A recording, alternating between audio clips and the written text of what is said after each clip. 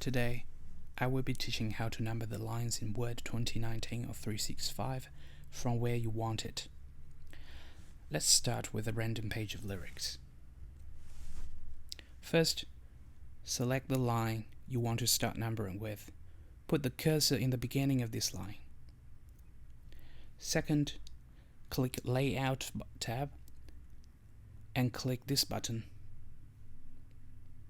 and then choose Line Numbering Options. Make sure you select Continuous, Top, this point for Word, and click OK.